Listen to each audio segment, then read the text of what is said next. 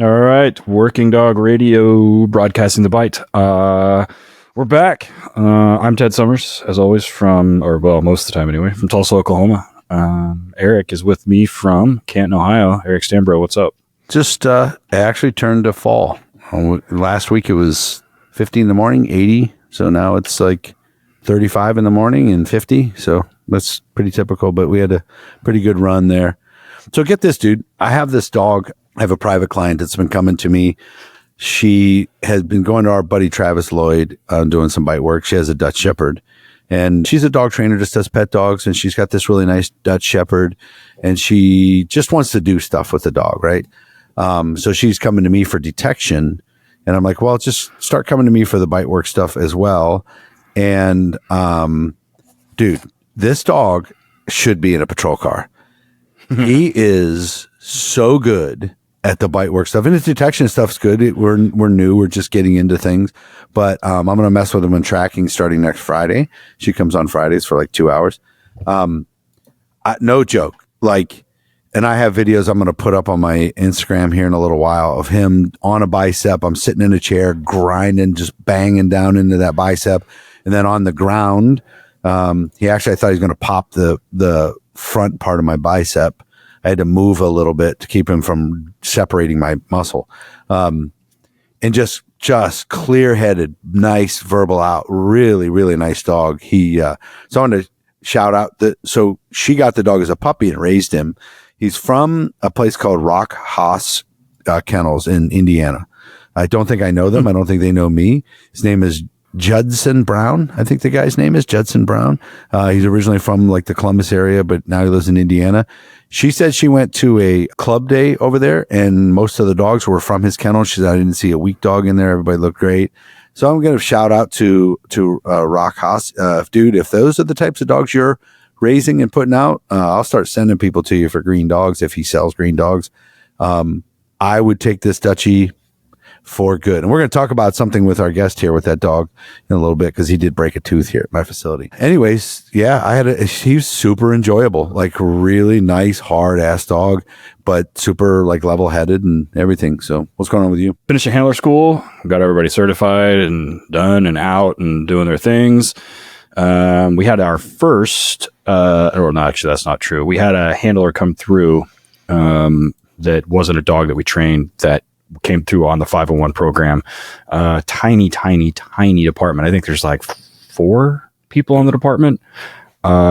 She came through, dog had good training. And I cleaned him up a little bit before class, but he finished class, is going to go certify. And this is the first non-trained dog, or first dog through our 501 program to get ready for our state certification. That wasn't one that we produced. So it was a pretty nice, like, full circle thing. Plus, because they're a tiny department, they also qualified for the heel alarm deal. So we gave them a heel alarm as well. From our buddies from Scott Walker at Premier Canine.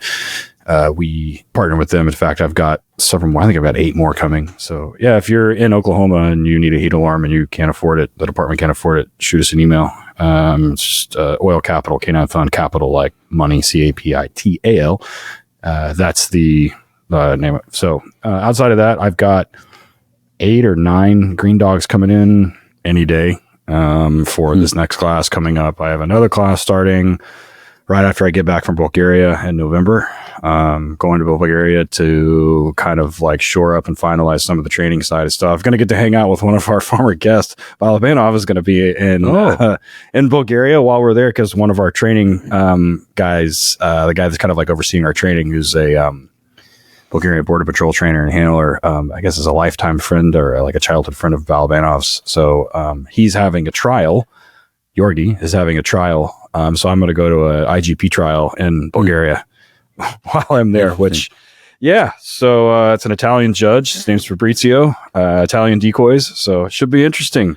Maybe you'll find a dog you buy right off the field. Yeah, we'll see. But outside of that, when I get back, I got a handler school, and then finish these green dogs up for the first class of the 2026, and then kind of go from there. But we have like 9 dogs at that new facility, and we've got several pregnant females. So I'm kind of angling in on early or like springish and we start shipping dogs out of there. So, yeah, fun. I don't think anything else is going on. So nothing particular, just training dogs to find stuff and bite people like always.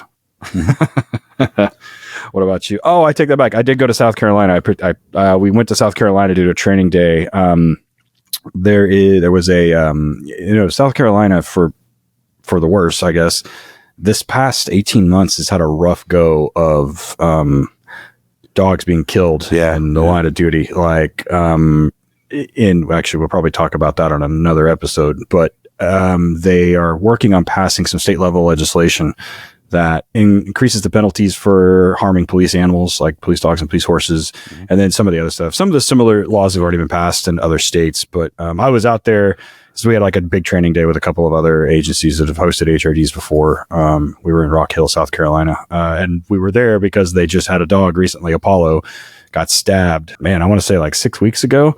But their veterinarian that sewed him up, she was there and Apollo was working with Andrew. So nice. He was back to his normal self. That vet, which this is kind of leading into who we're interviewing. And I've seen that dog work, and that veterinarian was over there scratching on him. I'm like, nah, I'm good. You keep that thing away from me. So speaking of which, who do we have? This episode is brought to you by KINETIC Dog Food, KINETICDogFood.com. Ted and I love it, man. It's such a really, really good high performance dog food, but also their 24K formula. We use it for training. It is amazing. A nice big piece. No chicken in that particular formula. So if you get a new dog in from Europe, you don't know if he's allergic or not, don't worry about it. Check it out. KINETICDogFood.com. Our friends out in North Carolina at Highland Canine Training run great green and finished dog programs, as well as an online and in-person police supervisor course. Hit them up at HighlandCanineTraining.com. That's letter K number 9, HighlandCanine.com. 30% off the discount code WDR30. This episode also brought to you by Horizon Structures, horizonstructures.com. They will custom build you a kennel, drop it off, hook it up to your water and electric, and have that thing running with dogs in it the same day. They can custom build one. They got some already pre-built. Check them out on their website, horizonstructures.com. Anything you need from mild to wild, they're there. One of the longtime supporters of the show has been Ray Allen Canine in Colorado Springs, Colorado. They've been around forever. RayAllen.com, where you can buy literally everything but the handler of the dog and the patrol vehicle. Everything else you can get from them. Hit them up, WDR10RAY for 10% off your order. That's WDR, the numbers 10RAY. One of our longest sponsors is DOGTRA, DOGTRA Official, DOGTRA.com. We love DOGTRA. Their products are so good. Their e-collars, their ball poppers. Ted uses all kinds of different things at his place, from pet dog e-collars to working dog e-collars. He loves the hands-free 1900S. They've come out with some new models lately and an amazing new bark collar called the Smart Bark Collar. Check them out. DOGTRA.com, WDR10 for 10% off a single item over $200. DOGTRA.com. Somebody that's been with us since the beginning is Arnaud out in Vegas at ALM Canine Equipment. If you follow me on social media, you see me wearing my ALM suits all the time. It's all I wear. I've got several of them. Eric's got several of them. We love Arnaud. We love ALM, custom made in Vegas. WDR or WD Radio for 10% off. That's WD Radio for 10% off. ALM Canine Equipment. That's letter K number 9. ALMCanineEquipment.com. I'm just going to read her bio. I met her, it's been a couple weeks ago at the Waileka seminar that I went, at our conference. I went and taught my e-collar without conflict class for 15 guys. It was just, so what they do is it's a huge conference for Wisconsin handlers, and they have a couple guys. They'll bring in me, and this time was Steve Antomarchi. He was there for like the third year in a row, and they have special classes, and you can sign up for them. The classes though sell out in like 4 minutes. But I got to meet our guest there briefly, and I think we were over talking to Will Chesney was there. We were over by Will's booth and just got to meet quickly. I was like, I want you on the show. And so here we go. So I'll just go ahead and read the bio that we have because it's perfectly written and easy to follow along with. So our guest was born in Elgin, Illinois. Is commissioned as a captain in the veterinary corps in June 2007. She holds a Bachelor of Science degree in zoology from North Carolina State University in Raleigh. Dr. Bilyard received a doctorate of veterinary medicine degree from Purdue in 2007. She completed an oral and maxillofacial surgery residency, attaining board certification in veterinary dentistry in 2025. Is that right, Doc? That's correct. Just this July. Nice. After commissioning into the Veterinary Corps in 2007, she was a lieutenant colonel at that point. Her first assignment was branch chief at Camp Pendleton, Marine Corps base in California, which, if you've been to Camp Pendleton, is a massive installation. During that tour, she volunteered to deploy aboard the USS Boxer in support of Continuing Promise, which is a Navy humanitarian and civil affairs mission. That was April 08 to July 08, where she was director for veterinary services. From there, Dr. Bilyard transitioned to Section OIC at Spangdahlem Air Base in Germany for a couple years, 09 to 11. And her most recent tour on active duty was Branch Chief Naval Support Activity, Naples, Italy, from 11 to 14. She separated from active duty in November of 14 and joined the Army Reserve. She's the first and only board-certified veterinary dentist within the U.S. military, which is crazy to think about, and we'll probably talk about that. She's a clinical consultant and subject matter expert for veterinary oral health, working dog dentistry within the Department of Defense. Very passionate about working dog tooth trauma and prevention strategies, which we're going to definitely deep dive in this episode. Her awards and commendations include Meritorious Service Medal, Army Commendation Medal with Oak Leaf Cluster, Army Achievement Medal with Oak Leaf Cluster, Navy and Marine Corps Commendation Medal, Army Overseas Service Ribbon with a numeral 2, National Defense Service Medal, Global War on Terrorism Service Medal, and Army Service Ribbon. She works at Midwest Veterinary Dental Service in Elkhorn, Wisconsin. She provides advanced dental care to military working dogs, special operations and SEAL teams, and local police department canine teams, and other pets. Her husband, Joseph, was a veteran. He separated from active duty in 15 as a naval aviator and currently teaches high school math. Of course he does. Math nerds love teaching math. And I think you have to be a math nerd to be a naval aviator. They have 3 kids and currently reside in northwest suburbs of Chicago. So with us after all that is Dr. Karin Bilyard.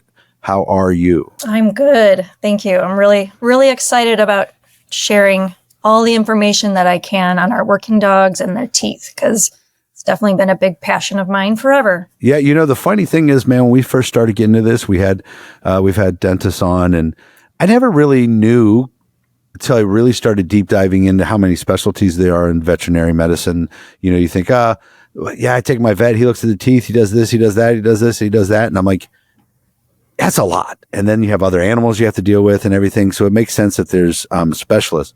But how I met you, and I want you to talk about that real quick. So we're at the Waileka conference, and there was a medical group, and you can give the name and talk about them if you want. And what they were doing is, this is, I think, the last several years at Waileka, they do this, where there's veterinarians of different specialties and stuff there, and some vet techs and people to help. And they're just doing free screenings for these dogs. There was 172 teams there. I think it was said that like 70, 75 people did the screening, like 100 of them didn't. But it was crazy. And Ted and I, we talked about this a little bit. They found, I think it was cataracts in a dog. One dog had like early onset dysplasia, hip dysplasia. There was a couple other things that they found. If you don't mind, real quick before we get into everything, talk about what you do there and at the MWD symposium and how valuable it is. All right, this episode is brought to you in part by KINETIC Dog Food, KINETICDogFood.com. We've been using KINETIC for quite a while at the kennel here at Torchlight. We feed the 26 and the 28K formula in feeding for the dogs all over there, but I also use the 24K for all of my imprinting for obedience and imprinting for tracking. If you follow me, you've seen me do the tracking stuff where I do the Dick Stahl method, who we've also had on the show. But it's great because it's large and it doesn't get greasy and gross in the pouch. I've seen a lot of dudes with drop pouches that look like they're carrying dirty socks around, and it's disgusting. This doesn't do that. It's not greasy. Also, it's not a chicken-based formula. So if you get dogs in from Europe, you're not sure if the stomach is going to handle it. And it's a fairly low calorie version too. So you can do 1,000,000 reps and not have to worry about dog getting fat. KINETICdogfood.com. Also, we've had the guys on the show before and they talk about it, but they do a lot to make sure that the protein bases are nice and pure and that the stuff that they're adding to it actually adds additive to it. And they're not filling it with pocket lint and sawdust like a lot of other foods. So hit them up, KINETICdogfood.com. When I joined Midwest Veterinary Dental Services in 2021, I saw one of the local Wisconsin working dog teams, and we just kind of started chatting. They had a military background. I had a military background, and we just hit it off really quickly. He introduced me to the Wisconsin Law Enforcement Canine Handler Association, who I've just been involved with for the last 4 years, and they are a phenomenal organization from what I've seen as an outsider, just kind of being invited to come witness what they do. Through them, I was put in contact with Op Canine out of Wisconsin as well. They are a medical group that they run phenomenal training seminars as well for the handlers in Wisconsin. They teach more of the canine TCCC or kind of, pre-hospital care as far as working dog emergency services go. And we pretty much every year we attend this conference. They teach a course on scenario-based training for medical care for the handlers, just to kind of skills.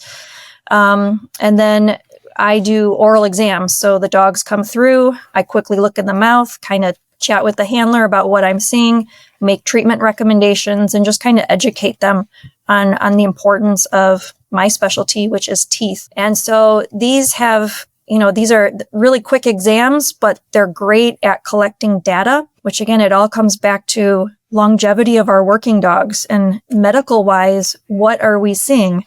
And kind of being able to determine, are there ways to prevent injuries in the field or in training scenarios? And how, as veterinarians and medical professionals, how can we ensure the health of these working dogs so that we can truly make a difference in the career of these canine partners? And so these bigger events like the MWD Working Dog Symposium, that's another newer type training symposium, which is also just phenomenal. They bring in NATO, they bring in civilian, they bring in local, statewide, PD, any of the military handlers are welcome to join as well. So it's just really a network of all the industry. And again, with the working dogs, it's just through registration, one dog after another. I'm usually doing an oral exam on over 100 dogs within a day or two. And I just collect exactly how many teeth am I seeing broken? How much dental disease is there? What does treatment and what is required for treatment? And I would say over the course of the last couple of years, it's, almost half of the working dogs at some training event has oral disease or tooth trauma that the handler was not even aware of. And so it just goes back to having a second pair of eyes, just like, opening up kind of other experts in the field and just having another person just kind of evaluate and check, because things do get missed. They're not intentional. It's just we all have different ways of practicing and we all have different interests and specialties.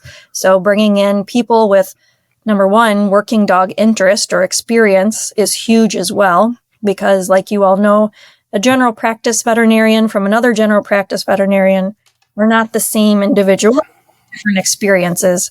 And so it's first hard enough to find someone with working dog experience, but then an interest in actually making a difference in those canine teams. Yeah, that's the thing. Like you're getting a brief couple seconds to look at the teeth, because some of those dogs are really experienced at using those teeth to push people away from them. And so, I see him walking up to the booth where you guys were, and a lot of them had muzzles on for the physical checks and stuff. But I'm like, look, we can't look at the teeth through a muzzle. So if we're going to do this, let's do this. And it takes a lot of trust between you and the handler to understand that, a half-inch movement could be detrimental to you. Did you find anything in this last one in Wisconsin where you're like, hey, I see that, check that out? Yeah, I mean, when you work with working dogs, you kind of pick up on the way they look at things, how they're kind of self-aware of the room. You can kind of see their behavior. And it's just a two-way communication with the handler of what works for him? What are his triggers? Can I look, I always ask the handlers, I say, take the muzzle off. Can I look in his mouth? Will he let me touch him? Can I approach him? They have to be able to communicate and know their dog well, as, for my safety. And, after each of the conferences, I'm always like, well, I still got 10 fingers, which is really, really important. Yeah. But the handlers are very intuitive, especially, with our more inexperienced handlers. You can tell it's either a green dog and a green handler, and you can kind of see the behaviors a little off. And those are kind of situations where I might not feel as comfortable doing a full exam quite yet. But also it's knowing I can see what I need to see just by the handler kind of opening the mouth and kind of coaching them on what I'm looking for. Because a lot of them will just kind of pry the mouth open and the dog's like going crazy. And I'm like, that was not helpful. So I kind of just gently, do an exam to see what I need to see. But I didn't tally up yet my exact findings, but I know there were, I think I saw about 77 dogs within the couple days that I was there. And I want to say that there were about 14 that had significant trauma or pulp exposure to canines or incisors. Sometimes I find oral tumors that handlers obviously weren't aware. And again, they've either been there for quite a while, or even, I'm sure we'll get into it, like we had mentioned, just from the vendor. Brand new dog from the vendor coming with tooth trauma. And it is something that we can highly educate imported dogs and vendors on as well too. So let's go back definitely real quick. Definitely common. Sorry. Yeah. Let's go back real quick to when you were growing up in Illinois. Were you a dog family? Did you guys have dogs? Oh man, that's a sore subject. No, my mother would never let me have a dog. I was always a dog fan, always liked big dogs. I never had one growing up, and I was always told as soon as I move out, I can get a dog. Yeah. And I was in college and I got my first dog, and it was a border collie. And I just really took keen interest in training and just the herding breed and just the intelligence of dogs. And it's just always been a passion of mine. I see that a lot. We talk to a lot of people, and I'll ask them that question, and you get, oh yeah, man, we had all these hunting dogs and other thing. But a lot of people are like me and you. I grew up. My mom was not going to have dogs in the house. Wasn't going to happen. So we didn't have dogs and didn't grow up with any. And now here we are. It's like I'm filling a need that I had my whole childhood. That we had one little dog when I was, I think, 3. And it was one of those deals. We came home one day and she wasn't there. They're like, she ran away or went to a farm or some shit. But yeah, we never had one again until I was an adult. So did you make full bird? I didn't see that in your bio. That's also a sore subject. Oh, shit. I'm going through another round of promotion board. So that's the hope. Mm-hmm. And, as you know, it's a numbers game. So we just need those full birds to leave so that the rest of us can take the position. And they don't I don't think they tend to leave that willingly when they're up there. No, especially in a nice reserve spot. They like to hold out as much as they can. Yeah. So have there been veterinarians that have made general at all, or kind of topping out at colonel, or where are we at? Yeah, there absolutely has. Nice. Pretty much after 06, it's just kind of moving up through the veterinary corps as the vet corps chief, and then pretty much, assistant to the surgeon general and those types of command positions. Wow. So there definitely are not as many as some of the other areas in medical, but definitely there's been a couple for sure. Yeah, that's cool. Good. Let's cross fingers for some of them old timers to bounce out. Yeah, I've only got a couple more years and then I'm done. So yeah, colonel's a big rank. So, all right. So let's talk about say I'm a trainer or handler at an agency, and I'm going to go to a vendor's to look at dogs. Ted's on par to sell 120 dogs this year. All of them are looked at by the agencies. Ted, how many of those people, when they come, look at the teeth? Like a dedicated look at the teeth? None. Yeah. No. When they're biting, we're doing bite work, and they're kind of like, and I'll invite them over, when they're biting on the table, I'll invite them over and I'll lift their lips up so that so they can check and see. And if the dog allows me to do it, like I'll do it. There's some that do not allow me to do it. Even me or Kirsten or whoever our trainer is at the time. But yeah, so none do. It's just kind of, that's why, like Karin, when you were talking and you were like, you're getting data on 77 dogs at this conference, you had 14, and I was kind of like rolling around in my head, and you found tumors, you found oral trauma, and all these other things, and you said you can kind of like watch the dog and the handler, and they're very intuitive and in tune, and I don't think, I know that it's not really talked about with canine handlers, even in like tactical medicine. Tactical medicine is usually obviously it's emergency stuff, right? So it's like when dogs get in emergency situations or whatever else, we very rarely teach dogs or handlers about preventative care and preventative like medicine, and that's usually limited to their like yearly checkups or whatever else. For example, like with our 501, when we donate those dogs, we maintain that those dogs have to have a veterinary check twice a year. By whoever, it's somebody, so that we can check on everything. And part of that is like an oral exam. So when you're doing these oral exams, even the short ones, like what are you looking for other than like obviously missed teeth or like whatever? So like what in this is like indicative of like what you're looking for? And then also are there other things with a dog that can be tied to like trauma in the mouth or some kind of health problem related to teeth or mouth? Probably one of my favorite companies to deal with in this industry is Ray Allen Canine. What I really love about Ray Allen Canine is I need one website. I don't got to bounce around to a bunch of different places. I go to rayallen.com and everything I need. Because remember, guys, I have a pet dog training business, same with Ted, and we do police dogs. I'm a pet dog owner. Anything I need dog related. It's not just working dogs stuff. It's dog stuff. Anything I need, Ray Allen has. rayallen.com has everything you need, from leashes, harnesses, bowls, anything you could possibly do. And here's the cool thing. They're always innovating some really cool stuff. If you follow them on their social media, you'll see Matt on there demoing a bunch of cool stuff they have. They're out in Colorado, got an amazing facility out there. One stop shop, nowhere else to go and look. rayallen.com. Use the discount code WDR10 RAY for 10% off. WDR10 RAY for 10% off at rayallen.com. When I'm doing a quick oral exam, and what I'm hoping these primary care providers are doing for these dogs when they come in for their annual exams, and again, it goes back to historically, like it's always good to get a second opinion or a second pair of eyes looking at anything medical, because oftentimes, and not to downplay anybody else's practice, but oftentimes most of the general practitioner vets might have one or two or three of the local working dog PD that they are responsible for. So it's not big numbers.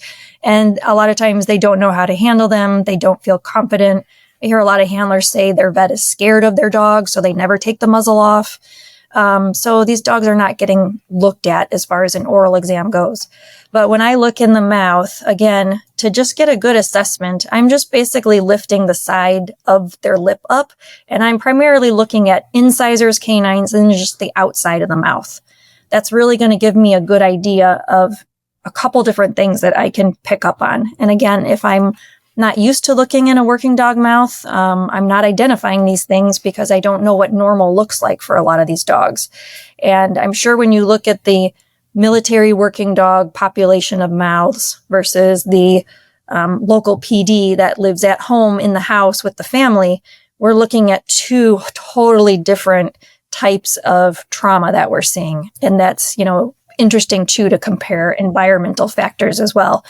But when I'm primarily looking in the dog's mouth, I'm looking for any fractures, so any obvious broken teeth, and I'm trying to identify if there's pulp exposure or there's not pulp exposure. I'm also looking for staining, so oftentimes we can identify metal staining on a dog's teeth to talk with the handler about, is the dog a cage chewer, pan chewer, is he chewing in the back of the vehicle? So looking for anything metal on the teeth. And then the other big one that I look at is abrasion. So that's where we just see a lot of wear on the tooth. A lot of cage chewing dogs will have a lot of really significant wear on the backside of their canine teeth. So I'm primarily looking for things that I can identify quickly that, one, either need treatment, or two, we need to talk with the handler about to see if we can identify, is it a toy that the dog's constantly carrying around and wearing his teeth down? Is it the vehicle and he's constantly chewing on the window plates or, the bars in the back of the vehicle? We want to look at ways that we can mitigate or prevent trauma on these teeth from happening. So primarily with our big, large breed dogs, we're not seeing a lot of dental disease. When you think about like your small little Yorkie or your Dachshund, the rotten mouth with horrible periodontal disease, we're really not seeing that in our working dogs because they have such large tooth surface area and they have such good spacing in their mouth with really long noses. We're looking more primarily for tooth trauma or injury to the teeth and the structure that are more than likely going to end up in a tooth fracture of some sort. If I'm a guy, I'm the handler or the trainer or sergeant or whatever, a lay person, and I got to drive 8 hours to Ted's place, for example.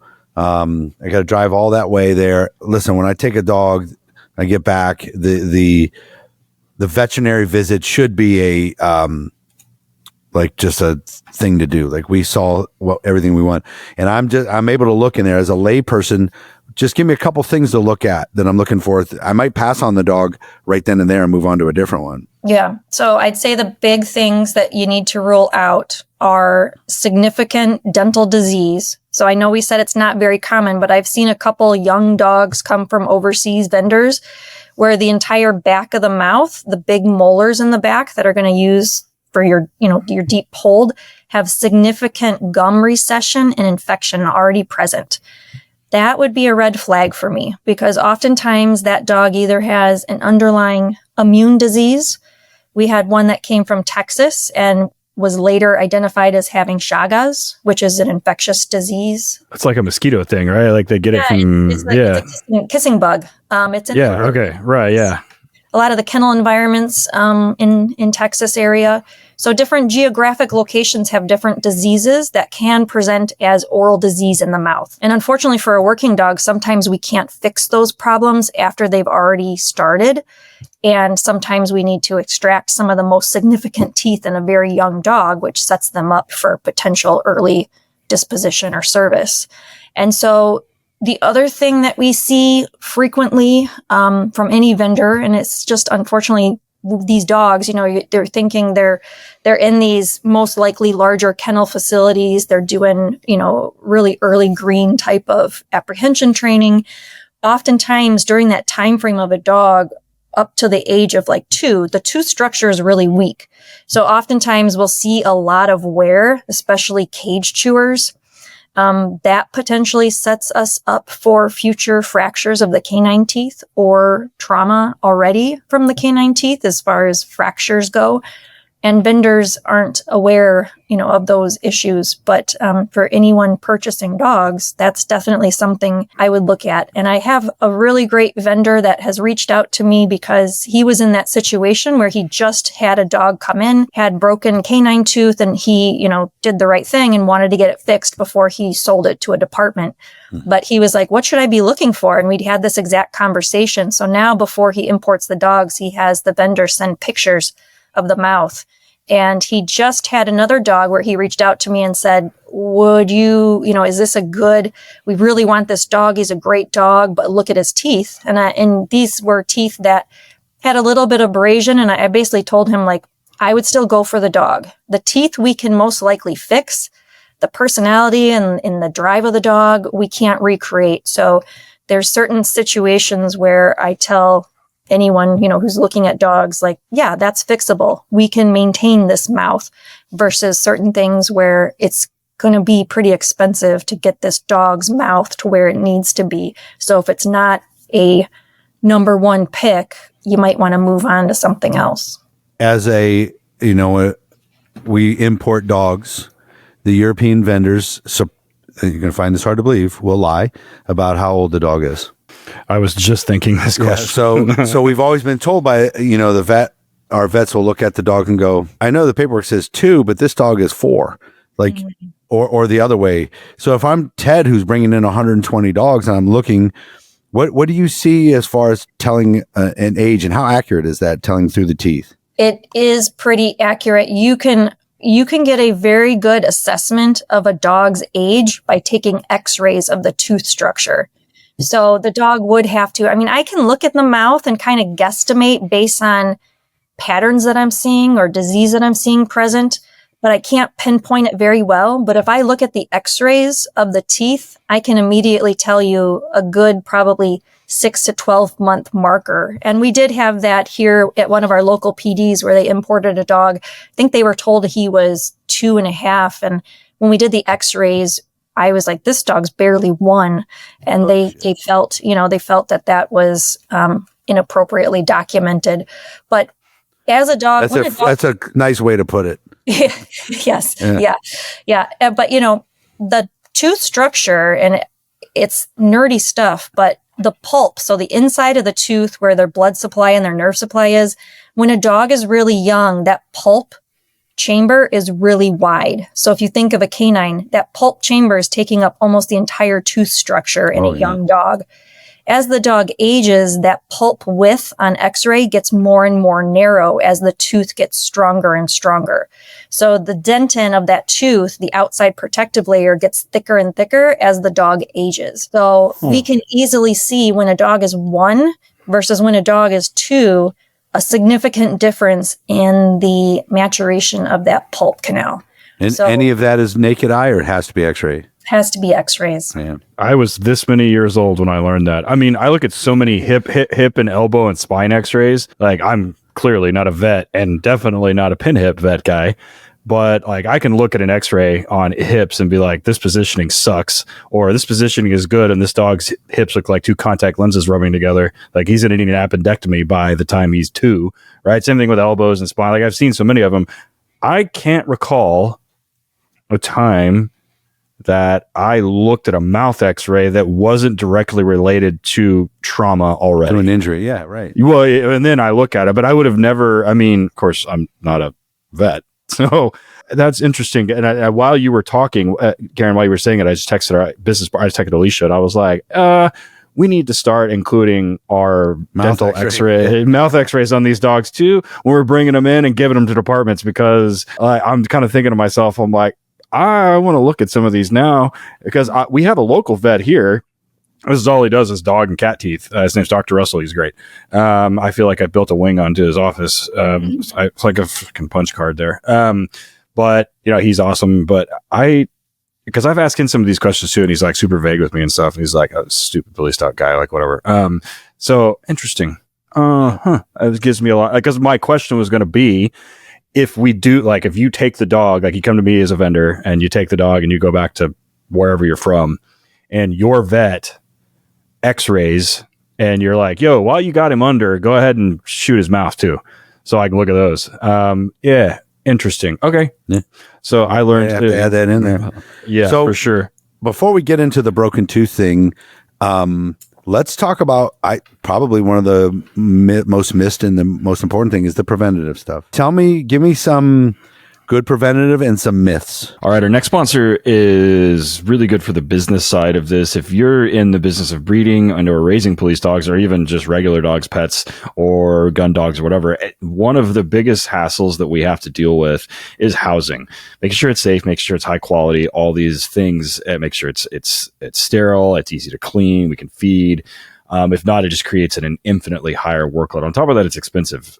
One of our sponsors from Horizon Structures, they do a great job at making a plug and play drop ready to go as soon as it hits the deck in your location.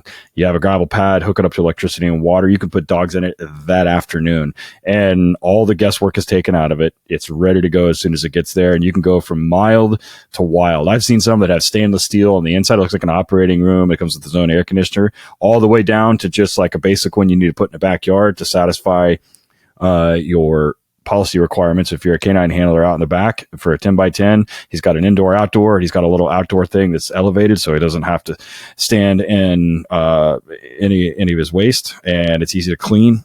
So everything from all the way from a single dog all the way up to, I think they do like, what do they do, Eric? Like they do like 16 and 18 like large sizes. So hit them up, horizonstructures.com, and they will get you set up quickly. And, just kind of going back to my history and kind of the bio that you read, I really, coming out of vet school, number one, I never intended to join the military.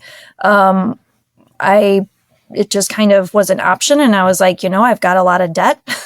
Yeah. And I knew that I didn't want to be a general practitioner, but I just didn't know what I wanted to do yet. So I figured I will join the military. They can help me with some of my payments and student loans. And then they can tell me what to do for a couple years while I figure it out. And like you mentioned, Camp Pendleton, I was there from 2007 to 2009. Huge, massive turnaround in dogs, deployment hub for the West Coast. The local kennel that I was responsible for had 84 working dogs. And we also had the first meth deploying out of us. We had all the explosive detector dogs that were started during that time frame as well deploy through us. So, I was deploying anywhere from 30 to 60 dogs a month. And a cleaning under anesthesia, dentistry wise, is a recommendation. And so I was just blown away by how many dogs had dental problems that were getting ready to deploy. And then I'm in a horrible position because, if we extract a tooth, you need some downtime. I didn't know how to do root canals, where there's no one in the veterinary corps that had been trained on how to preserve these teeth appropriately. And so that's where I just kind of developed this interest in dentistry, because I was like, there's a lot of dogs and these are young dogs, and our, military is depending on these dogs to do their job. And there's a lot of broken teeth that we don't really know what to do with and what's the best for this dog. So that really sparked my interest in dentistry kind of off the bat. And really, once I learned more and more by self-education, and then by leaving active duty so I could pursue a residency, I really realized just how significant tooth trauma is, and even just with odor detection as well. That's a whole nother subset that I'm very interested in too, as far as how does disease in the mouth affect odor. I was going to bring that up because I was going to talk about some training side about the teeth stuff. And then I was like, hey, does it affect anything else that they have to be able to do in terms of using their nose? So, but go ahead and continue. We can talk about that in a little. Yeah. So, as far as back to the question, prevention wise, again, two subset populations. So when we talk about military working dogs and their housing environment versus our, federal police department dogs and local police department, all of our military dogs are housed in kennel environments their entire life on their military installation. And so for those working dogs, we saw a lot of pan chewing. We saw a lot, just kind of high drive anxiety, nothing better to do. So why not chew on the concrete pole? A lot of wear of the teeth, really just a lot of training incidences. So I actually wrote a paper, and I can put it in the notes or comments or whatnot, but we basically went through over 1,500 working dogs that was just getting their routine dental cleaning, and was able to track like how many of these dogs had a broken tooth, how did they break it, which teeth are they breaking, what can we do to prevent tooth trauma. So we're collaborating, right? So, and that's really the only way to get higher ups or anyone in management or leadership to believe things, is to be able to prove things. So it's not just opinion or hearsay. It's basically documented medical information. But prevention, most of the time, and I talk with our handlers about doing an oral exam, which again is part of just basic husbandry. So I tell them at least, after a big training event, or at least once a week, before you put your dog back in the kennel, just check its mouth. See if you notice anything new or anything bleeding or any concerns that you have. The other thing is oral exams by their vets. So in the military, our dogs get 2 annual exams. So they come in every 6 months for an oral or, a physical exam. They really need to be able to trust and rely on their vet as a good resource for identifying these issues before they become problems.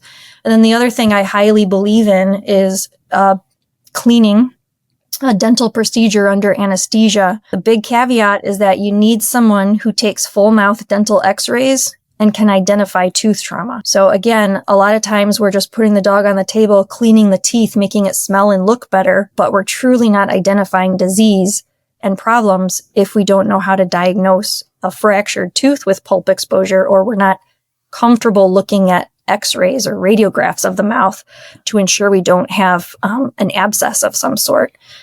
Prevention is also, there's so much to discuss, but bite suit, tugs, toys.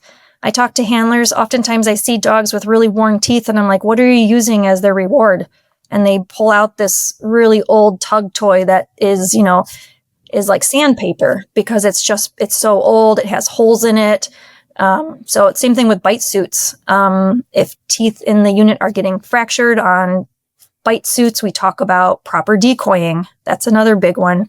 We see that a lot in the military with our young handlers being the crazy decoy, and they're, pushing the dog, they're jabbing the dog, they're swinging the dog. I've had horrible stories of young dog overseas goofing around. The decoy swung the dog and all four of the canines just snapped right off. And here we are, and now we have a problem because of just inappropriate decoying. So looking at equipment, looking at rewards, all that was one thing that I was going to bring up, because one of the most famous tests in canine that everyone loves to talk about, and I know you know exactly what I'm about to say, is the copper pipe test. And watching them do that test, it's like somebody's dragging fingernails across a chalkboard for me, because they'll allow the dog to bite the copper pipe and then they'll take it and just slide it out of his mouth. And I understand the reason why we're doing this, because it's hard to hold. It's uncomfortable. I get it. It's kind of an expression. I understand why we're doing it, but I've seen dogs come in facilities that have had molars that you can tell exactly what size copper pipe the vendor was using, because he did it over and over and over and over again, to the point where the dog had like a little rounded thing on the back of the molars and they couldn't figure out where it came from. And I kind of looked at him. I'm like, are you kidding me? I know exactly where this came from. It's about the same size as 3/8-inch copper pipe, huh? And they're like, oh yeah, that's a good point. I'm like, it's why we shouldn't be doing that. I don't remember if it was on the last time, like 4 or 5 years ago, we had the other DVMs or the vet people on, the teeth guys. But it was either them or our vet locally, where he says, I don't let them chew on something that you can't flex with your hand. Is that the first guy? Is that, yeah. So he said the toy should be flexible, like not deer antlers and not fake deer antlers. Because he said not every broken tooth came from a deer antler, but every dog that chews deer antlers has broken teeth. It's kind of the way he put it. So, yeah. So there's many different thoughts, but we basically, if you can indent it with your fingernail, I've heard that a lot. And right. we have a whole list that we give our clientele, because again, when you look at populations, most of our pet dogs are breaking their upper fourth premolar, that chewing molar in the back, on hard objects like antlers, bully sticks, butcher bones, all those big, thick nyla bones. Because if you think about it, the dog kind of holds it with their front paws and turns their head and crunches and chews.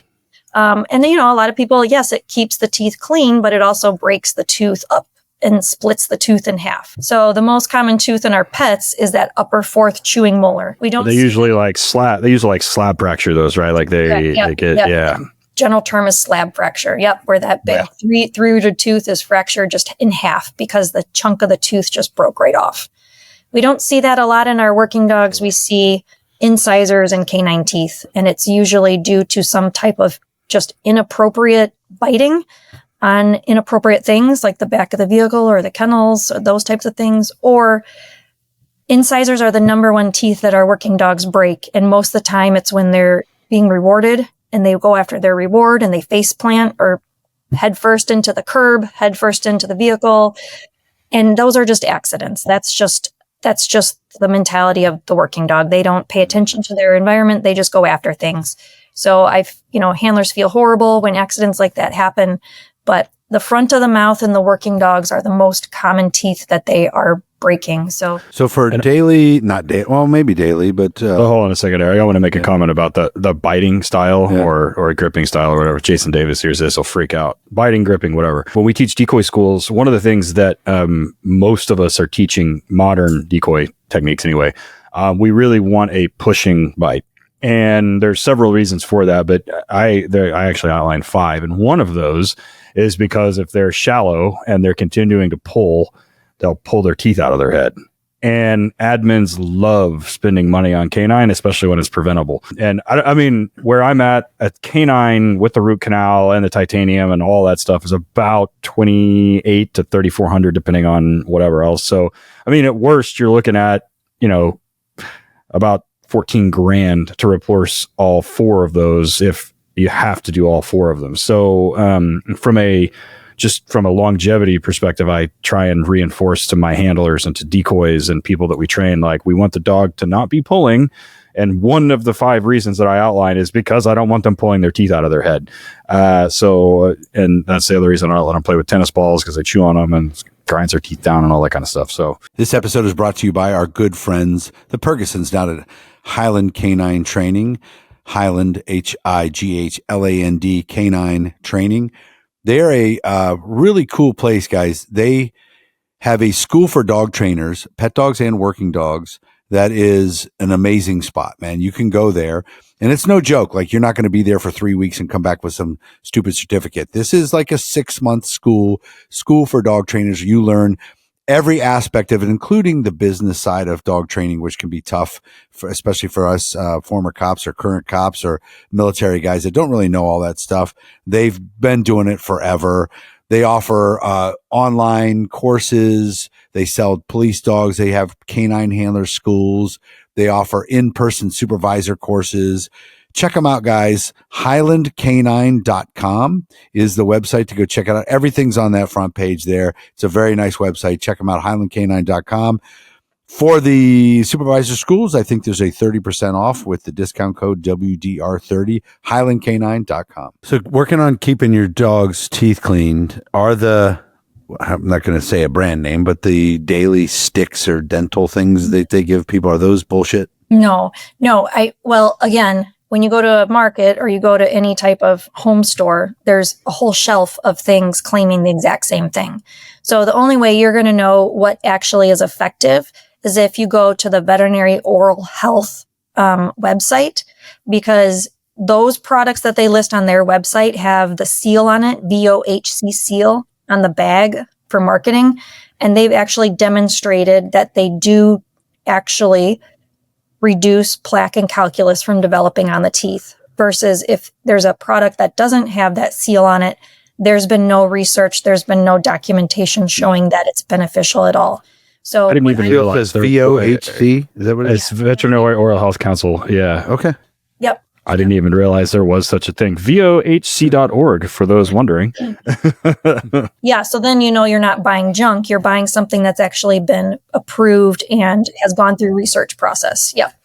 But yeah, for preventative, I tell handlers, food is a whole nother discussion and topic, but a good quality food, if you're, I'm not even going to mention the word raw, but I did, but if you feed good quality food, keeping really firm, hard bones away so we don't have tooth fractures, watching your equipment, looking at your appropriate toys, and again, doing your annual cleanings with x-rays with your primary vet to identify issues before they become issues or treat the tooth that's broken, doing oral exams frequently so that the handler can get comfortable looking in the dog's mouth and identify any issues. One thing to be cautious of is break bars. So I've seen, when handlers are outing, if they have difficulty verbal out or having the dog dominant collar out, using the brake bars, I've seen big molars broken by trying to get the brake bar in there. So that's just one thing, again, to be cautious of. I pretty much tell handlers, here's the pros, here's the cons. It's just like anything. You have to decide what risk you're willing to take. If this is the only thing that works, it's totally your call, but I'm just letting you know my concerns with certain things. Yeah, Ted and I teach breaker bar stuff, and we both tell people, if you think you have to pry, move on to something else. I wish we would rename it, because it's like we're not intentionally breaking Wish they would use a anything. different name. Yeah, right. Yeah, but it's just kind of it's like, it's a colloquial term. It's just what we call it. Right. And That's all I call it, and that's why stick. And that's why when I train handlers to use it, I'm like, this is, we're not stabbing gums, we're not doing anything. And I show them the spot on the back of the mouth, like slide it past the back of the molars and keep it back there. Don't rattle it around in there like you're a kid dragging a stick down a fence, like that whole thing. Like, so there is a technique to using them correctly. And but I've seen handlers use them incorrectly at seminars. I'm like, wait, that's not the point. Yeah. I'm like, wait a minute, hold on. The mode of operation of those things is not like prying a nail out of wood. It's literally a tongue depressor. It's meant to engage an involuntary reflex, so they have to spit it out. Yeah. So, and that's what I have to remind guys of, because I see them on, they're like reefing. I'm like, yo, dude, like, wait a minute, slow up. Do it to yourself. Yeah. All right, let's move on. The big one, and we've mentioned it a few times here, is broken teeth. Let's talk about that. I'll give you. So I want to talk about the big debate on pulling teeth, capping teeth, root canals, the titanium teeth. I think that went crazy a while ago because there was something, military working dogs, they pull the teeth and they put these titanium killer things in there. And then people just go to some vet and they do it, and then the thing breaks pretty quickly. So that dog I was talking about, Ted, the Reaper, the Dutch Shepherd. Right. A little while ago, he's here at my facility in this room, and across the thing, I'm just doing boxes for odor, and I'm throw a toy. He misses it, chases it, hits his mouth on a floor. This used to be an office building. There's a floor plug receptacle. It don't move. He goes, hits the receptacle, going for the toy. I hear a noise, and I see a tooth. Yep. And it wasn't his whole canine. It was the back half of it. And so we're like, oh, what was that? I heard and saw something, right? And we looked, and sure enough, it was broke. Funny thing was, there was a broken tooth next to it that had been broken, and the owner didn't know. So, of course, she's panicking because she had been told over the years, that's it, the dog's done, can't ever bite again, he's ruined. I'm like, settle down, that's absolutely not true. There are dogs that work all over this country that don't have any canines and that bite. So she called a friend who was a dental veterinarian. He looked at it. He had some decisions made. He ended up pulling it. And it's been fine. Like I did the bite work today. It's been great. We waited a little while and everything like that. Talk about that. Like when you see the broken canine specifically, we'll talk about those. When do you make a decision to go one way or the other? And a little bit of, again, myths about some of that replacements. For me, you'll see me when I go to a lot of the working dog conferences. I sit in on a lot of the decoying courses. I sit in on a lot of the bite work courses because I want to learn from you guys what you guys are teaching your handlers. So I make sure that I'm understanding. But when it comes down to medical, I always think about the bite mechanics of the jaw and what that requires, what's required to make the dog bite. And so there's been studies done that have shown, skull size, muscle size, different types of pressures that can be created by the bite of dogs. But we know from studies that there's multiple factors that allow a dog to bite. And so from my perspective, teeth are one of those factors that are very important to be able to do what we're asking our dogs to do. And again, bite mechanics and bite forces are really important when I'm kind of treatment planning what would be best for this dog. So what I've always told handlers, and thankfully it seems pretty consistent without a lot of differing opinions, is that I find that there's 10 functional teeth in a working dog.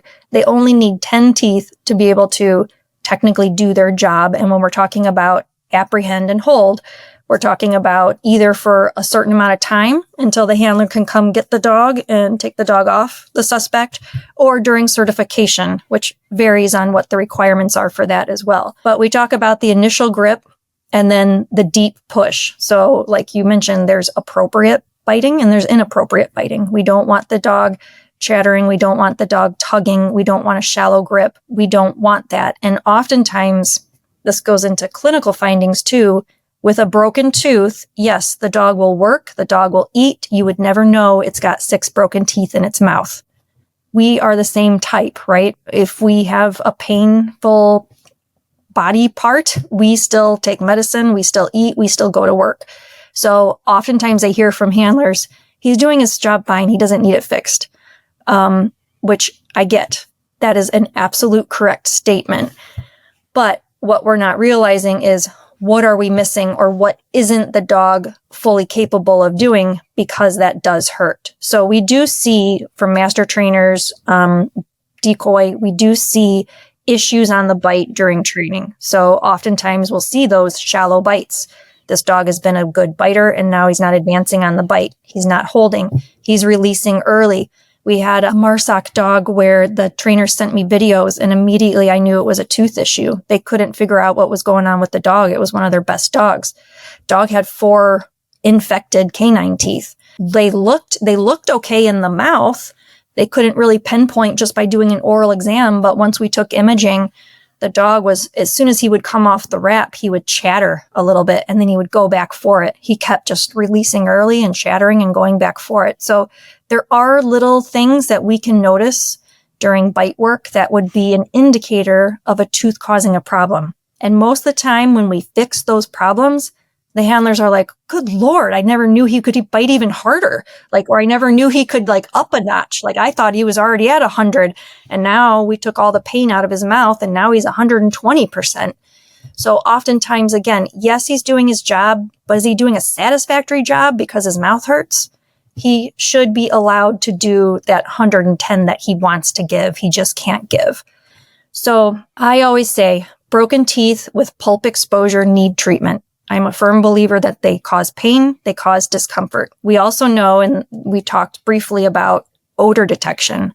So anatomy-wise, we know that the maxillary teeth, so the teeth on the top, the upper canines, the upper third incisors, when those teeth develop tooth root abscesses or disease, we know that there's chronic inflammation in the nasal passage as well, because there's not much bone between the upper canines to the nasal passage.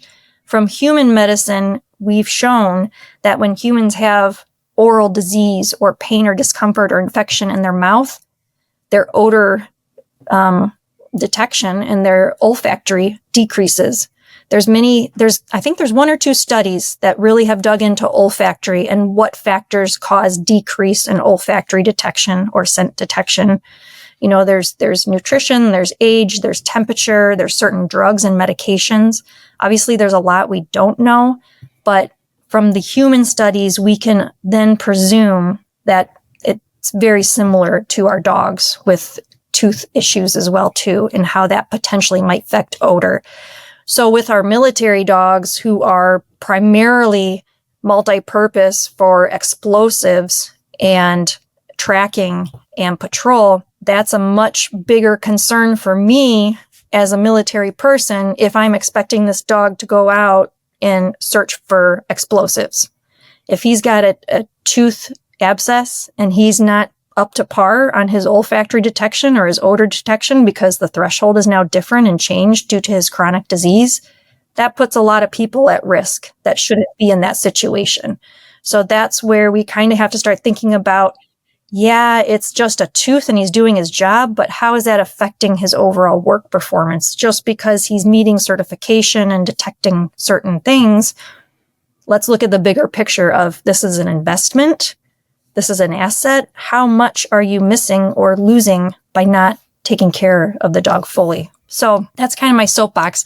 But going back to broken teeth, yes, I firmly believe they all need fixed. As far as how to choose extraction and preventive care with root canal, the only teeth that I would root canal in a working dog mouth would be the 4 canines and the 2 carnasials. So the big chewing molar on the top and the big molar on the bottom, because that's your initial grip and that's your hold. They can't hold if they don't have the teeth in the back of their mouth.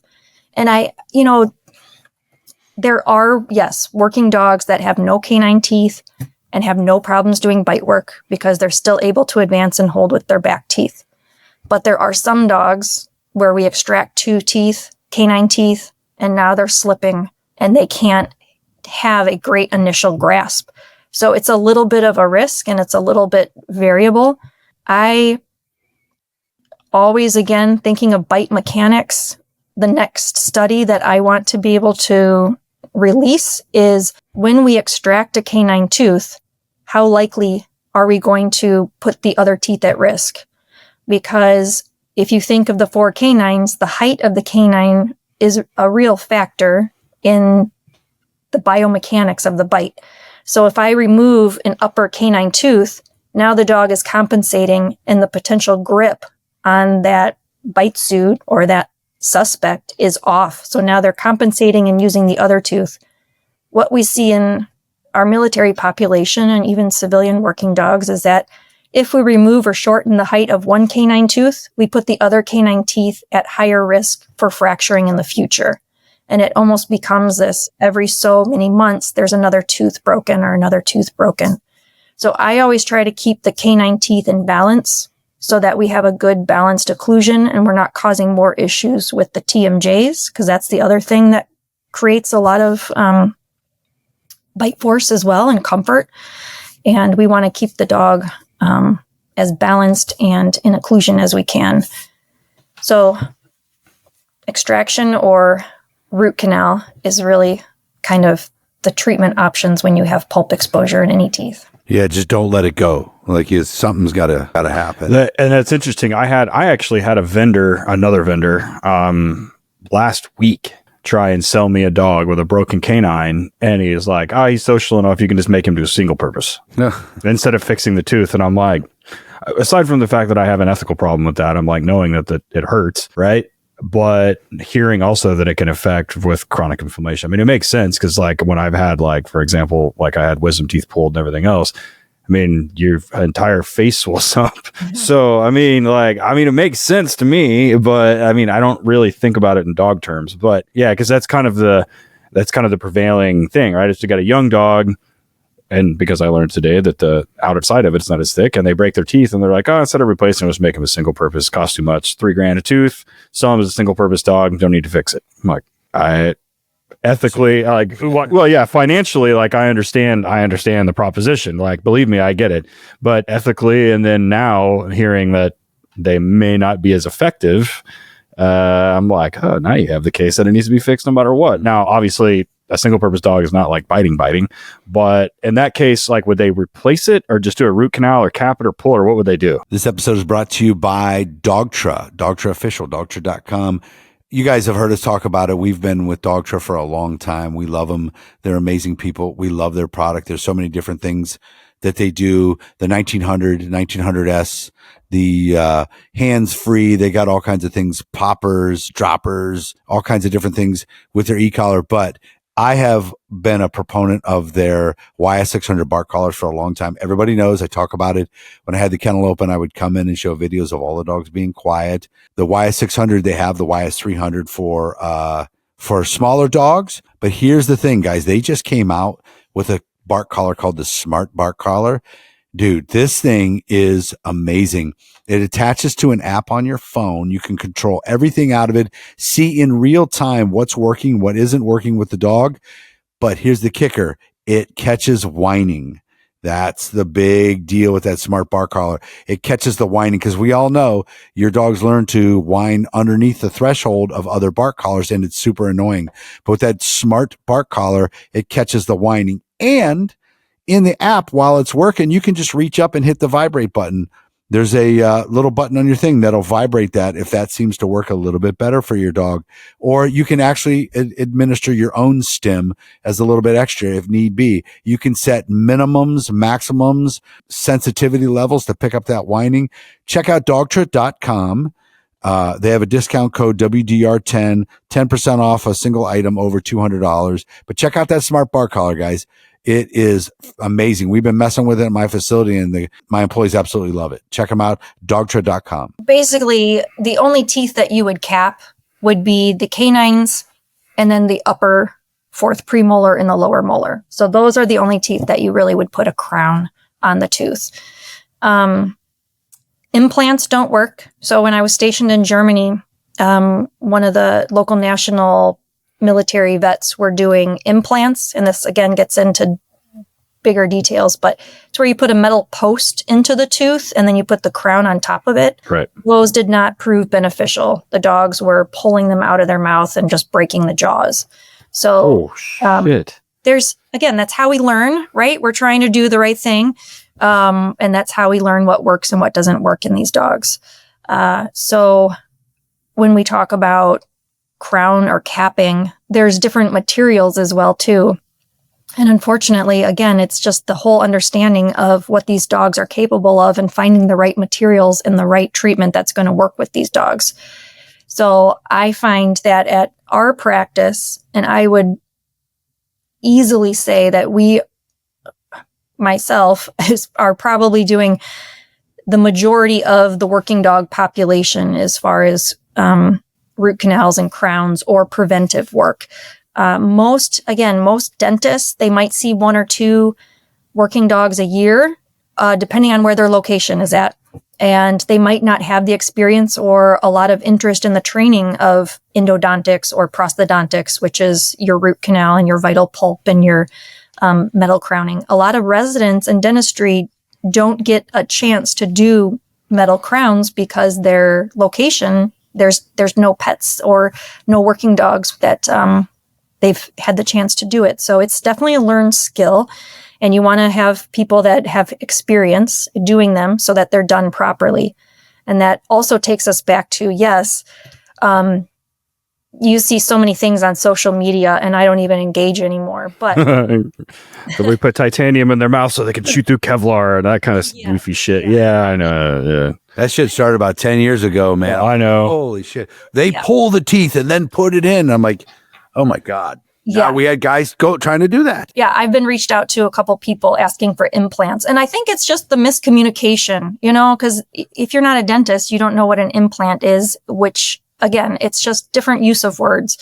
But we've done some fun things. I mean, we've messed with some trainers where, we'll send fun pictures before we wake up the dog of full grills on these dogs and have handlers say they just spent $6,000 just to get their dog some rhinestones and whatnot. But we don't do that. We keep it functional. And that's where I'm really passionate about. It's not every dog is not going to get the same treatment. We really need to work with this dog team and handler and figure out what's going to work for this dog. And that helps me make my treatment recommendation based on what the handler tells me. If the handler's like, I can't control him in the back of the vehicle, he's destroyed 2 vehicles, we can't do this, then I have to come up with a solution on how to preserve that dog's teeth because of the current situation. We can't change any of those external factors. So let's back up just real quick. So we know the study done on metronidazole. So if I got a dog on metronidazole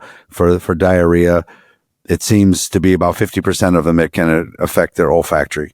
So when we had a person on here, forget who told us that. And I was like, what? So I had kennel full of dogs. And so I started testing it. If I had to get a dog on Metro, sure as shit, about 50% of them would have, while they were being treated, it would affect their olfactory. Are there any medicines for the mouth that can affect that? We don't know. There's the olfactory studies are really hard to replicate or do. But a lot of the universities, there was a brand new conference this year that started in person, which was the Joint Canine Working Dog Conference, I believe. And a lot of the universities that are doing a lot of odor and scent research are collaborating now, and everyone's, industry, academia, private practice, everyone's collaborating, and it is a huge topic right now as far as odor detection goes. For the mouth, the biggest, I would say, risk is general anesthesia, just because we don't know when medications are working its way through the body and recovery. I tell handlers after any general anesthetic procedure, they need to wait at least 24 hours before they're fully engaged back to work as far as odor goes, because we don't know. And there are medications that they're looking at to try to determine if this does cause decrease in odor threshold and affecting them, but there's just not enough research in those areas yet. So I can't think of anything that I use on a day-to-day basis in the mouth that causes decrease in odor detection. Plus, it's got to be a pretty limited population. I mean, there's a gazillion pets in this country that don't do odor detection, and like the percentages of dogs that do odor detection are tiny compared to like the overall population. And when we give that medicine to a pet, like we don't really care if they can smell or not. So I could imagine it's pretty difficult to find like a working population of dogs that, one, you can pull out of service for that a length of time, and that there's not any underlying health issues to prescribe medications for. And if there is, does that affect it too? And I can only imagine the nightmare it would be to design one of those studies. So yeah, you would just have to ask the handler, hey, listen, when you go home, go back to work, a few days, put odor out for the next couple. Let me know if it looks like he's not normal. Like he usually hits on that and he's walking it. He ain't going to do that. Ain't going to do that for you. So, all right, last question. Because I really want to stress the importance for guys keeping up with the cleanliness of their dog's mouth and the diseases and stuff that you're talking about. Talk about so guys are like, well, it really only affects their mouth. Talk about systemically what can happen to a dog with some certain mouth diseases. Yeah. So we know, especially in dogs that get horrible dental disease. So you've, I'm sure, seen some dogs that just have that really thick calculus on their teeth, the brown stuff. yeah. We used to rescue greyhounds. They're the worst. They're horrible. Yeah. Yeah. So, that you can imagine, it's bacteria. It's just a colony of bacteria that's systemically in their body. What has been documented, how it affects their overall health, is that bacteria in the blood supply can affect cardiac disease. It can also affect liver. It can also affect kidney function. So we know that some systemic diseases can decline based on the disease present in the mouth. So especially when I see routine, pets, and I've got a little Cocker Spaniel with a heart murmur, or I've got a dog with kidney disease or liver problems, and the owners are like on the kind of deciding whether or not they should pursue cleaning the dog's mouth and getting a bunch of the nasty teeth extracted. I tell owners that we know that removing the source of bacteria from the mouth is going to improve the overall health of their underlying systemic disease process. So it's routinely encouraged, if the dog is stable enough, to clean the mouth, restore oral health, because we know that's going to improve quality of overall function of all organ systems. So there's not a lot of evidence, but there have been papers done that have proven that the bacteria in the mouth can affect other organ function as well too.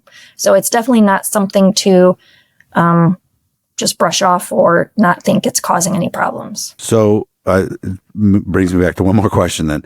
So the dog that had the infections in the tooth that you couldn't really see until they got in there and looked, how's a guy supposed to know that? Are you looking for the pain symptoms and the bite work, or how are they supposed to know that? They're not, because again, I would say 80% of the time, dogs with dental disease or super infected tooth roots are not showing any clinical signs at all.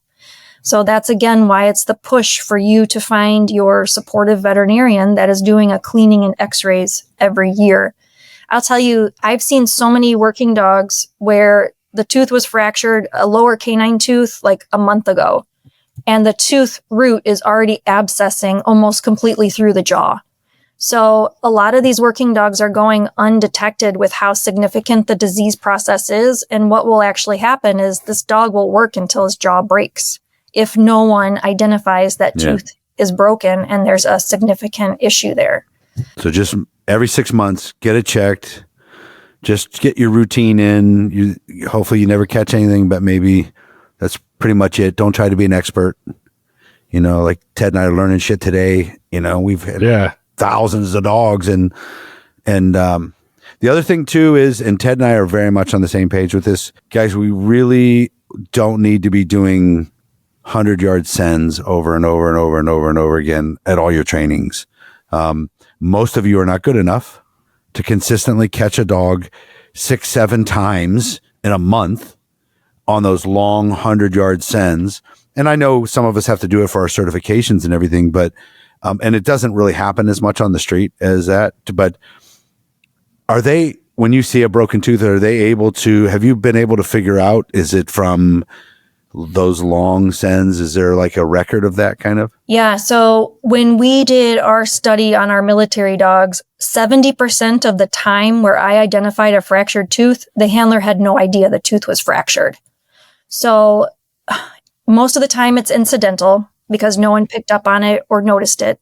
But I will tell you that when I look in a dog's mouth, based on how the dog is wearing the teeth or based on how the tooth is fractured, I can give that handler or that department an idea of what fractured the dog's tooth. So when we have a dog that's tugging and pulling, they fracture their canine teeth in a disto to mesial direction. So when I look at how a tooth is fractured, I can tell the handler, it looks to me like he was either on the suit tugging or broke it on a kennel of some sort, or I can tell if the front of the tooth is just kind of like split off, that dog probably had some sort of blunt trauma. So he ran face first into something. Yeah, like this thing over here. Yeah, or he dove after his Kong and his face went into the ground. Or if the tooth is broken on the side, I tell handlers he's using his head and chewing on something. Oftentimes it's the cement or, they fell into something. So we can pick up, if you have a good eye for dentistry and trauma, we can pick up and give handlers a pretty good idea of why we think that tooth broke and how it broke. So what are we going to do here in the military to make you not the only one? Are you trying to get some people behind you coming up? Seriously, that stat is amazing to me that we have a gazillion working dogs and even big army, much less just JSOC and SOCOM. And like, you're the only one. Like that is wild. So yeah. Well, I'm sure you see this as well in all different types of trainers. There's different opinions and different ideas on what works and what's important and what's not important. And so I think, unfortunately, it's just a matter of time before we have more and more statistics and studies demonstrating how important teeth are. The other big hot topic, too, that we didn't really touch on is the metal crowns. So I know I hear so many times handlers or, admin department, they're like, my dog had a crown and it busted off at the gum line. I'm never doing that again. It's a waste of money. Again, it goes back to just the whole biomechanics and the physics of, well, number one, did you have a appropriate person who had, working dog experience create that crown? I don't, and what's not recommended is to do tall crowns, pointy crowns, because it's just all mechanics. It becomes a lever point and they do tend to snap off. So again, keeping the occlusion balanced so that we're not miscompensating and using teeth inappropriately. The other thing is the material. So 10 years ago, everyone was using titanium, the hardest metal that they could find. Well, I've seen a lot of our dogs, working dogs, that have had metal on all of their canine teeth with the titanium, and it's basically like a cement block in their mouth. I find that the titanium alone is too hard because the initial, the natural tooth structure flexes a little when that working dog bites. So we use a little bit of a softer metal. It was kind of a learning game.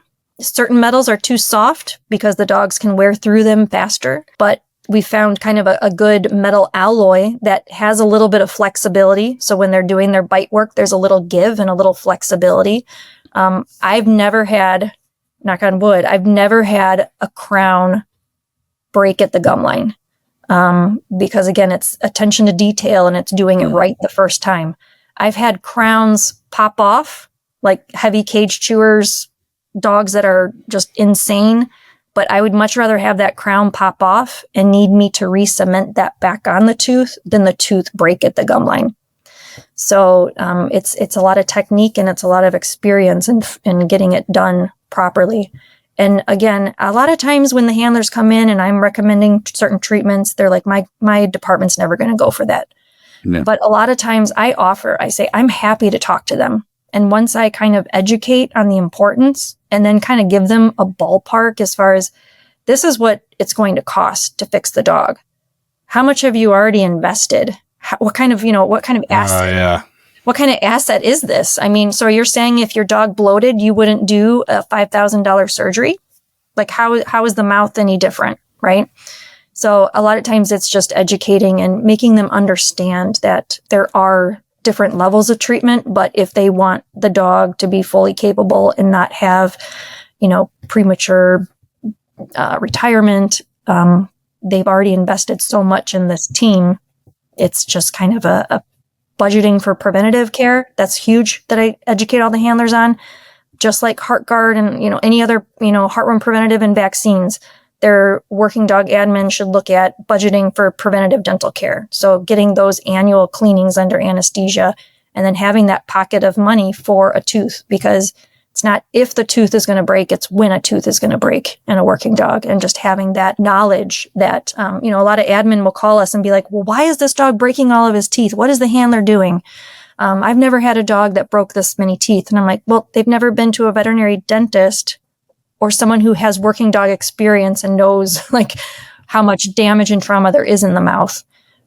So again, it's just educating and doing what's best for the dog and the team and making sure that everyone is fully capable to do what they're being expected to do. Well, this episode is exactly as awesome as we thought it would be. Yeah. Really appreciate you. Do you have anything you want to plug? Anything coming up or anything at all? I mean, no, I'm happy to give feedback. I'm happy to provide any resources that I have for my guys. I'm happy to look at pictures. So definitely I'm happy to share my contact information if handlers are unsure or they're not quite, I have an idea of what they need to do. But again, just shout out to OpCanine. You'll talk to Lisa in a little bit with the Wisconsin Law Enforcement Canine Handler Association, WLECA. I've been all over the world and I've not seen an organization or board that truly invests in creating better teams and not just keeping it, huddled in the same training methods, the same styles. They're bringing in different experts. I was lucky to meet you and really trying to do what's best for the dog teams. Incorporating the medical aspect of that as well is huge as well. Somebody that's been with us since the beginning is Arnaud at ALM, based out in Vegas. Arnaud makes fantastic bite suits. I've been a senior level PSA decoy for a long time.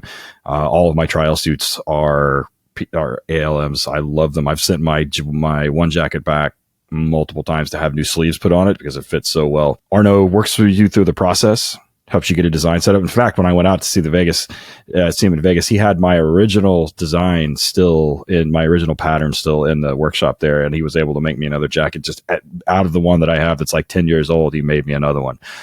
Super high quality materials, super high quality stitching. Great service after the fact if you have to have repair work done.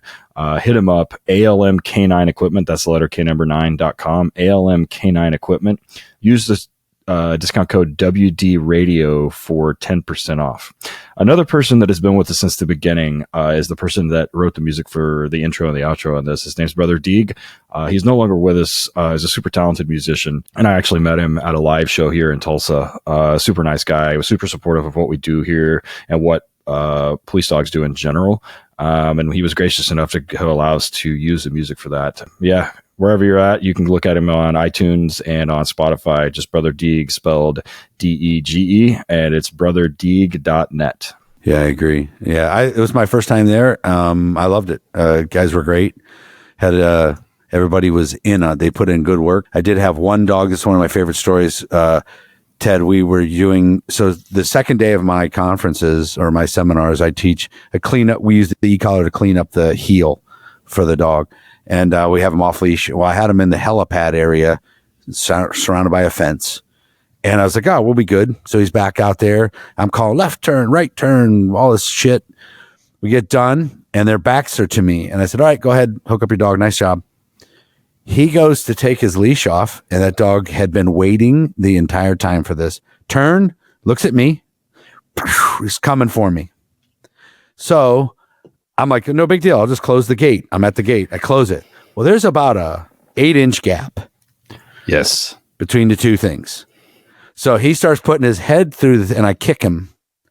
and he backs up, and now he's coming through. And I see the handler running, and he takes his e-collar remote, sticks in his hoodie. I'm like, I'm fucked. So dog squeezes through. I have one of these in my hand, a white Monster Energy can, and it has this much in it. And I just start hitting him.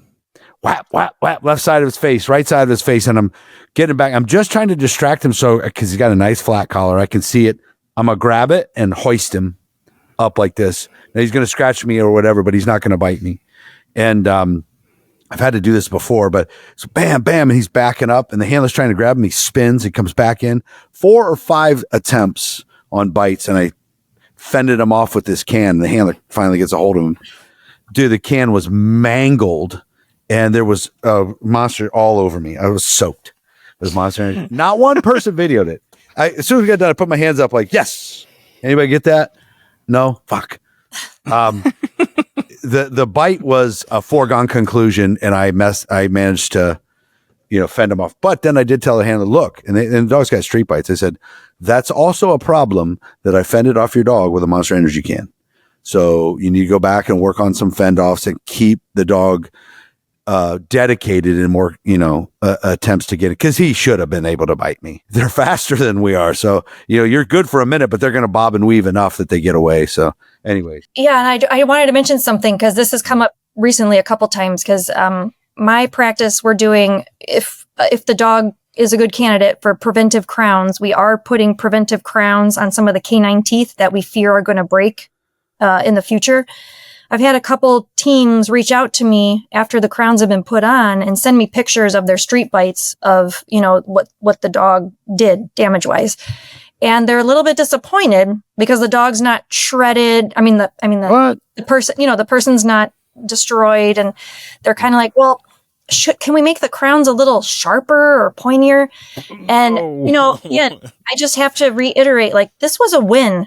Your dog went out, apprehended, and held the suspect. You got the dog off, and the suspect is not mangled. Like, that is a win by all means. Ask the lieutenant what he thinks.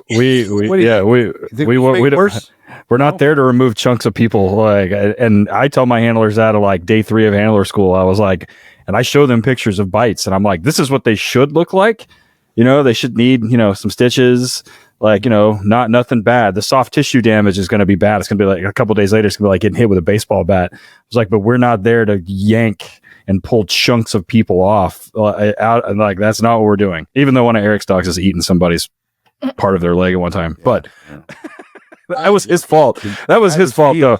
That was his. Oh God. But yeah, the natural canine shape does the most damage, and then when you put pointy tips on metal crowns, you're looking, and that's, I think they got bad reputation as well too, because a lot of times the community, when you have a working dog with 4 metal crowns, they think we've created this, shredding monster. Yeah, it's not the case. We don't want that. So bruises and scratches are perfect as long as the person was apprehended. So yeah, we like him hold on to that thing and just hold there.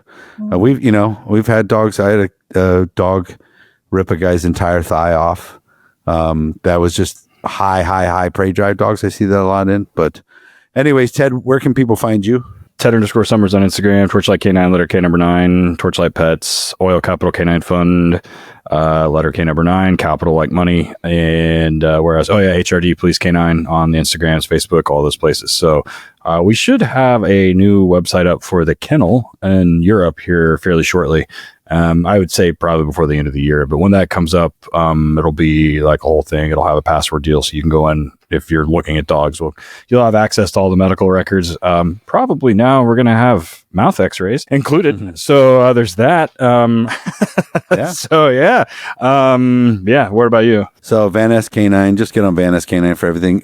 We've been telling everybody go to workingdogradio.com and order merch because we have all kinds of merch. And then we didn't realize our shop was screwed up. Something was messed up with it. So Alicia says it's fixed and up and running again. Get up on there. We still have Make America Bite Again shirts that are very popular. The one that has the middle finger, fuck you're out, whatever, or out this, or whatever it says. But those are fun. So when you get on Op K9, if you want to reach out to Dr. Bilyard, you'll get to her. You can call her doctor, colonel, ma'am. There's a lot of things you can. anyway, she'll answer it. So appreciate you coming on. It's been a great time. Absolutely. Very informative. Yeah. I think guys really like these episodes when they're like us. They're like, shit, I didn't know that. Yeah, I didn't. I was this many years old when I learned that. So, so all right. Thanks again. And we'll see you guys on the next one. Thank you. You're welcome. Bye.